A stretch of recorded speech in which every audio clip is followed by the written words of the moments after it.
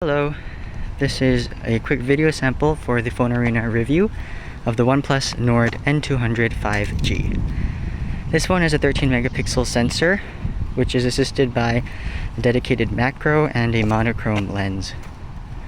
Doesn't include a wide angle or telephoto lens, unlike some of OnePlus's other phones, but that's not unexpected considering the price range.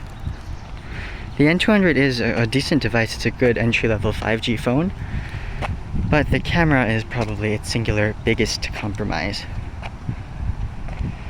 You can see that the phone does adjust to exposure and focus relatively quickly,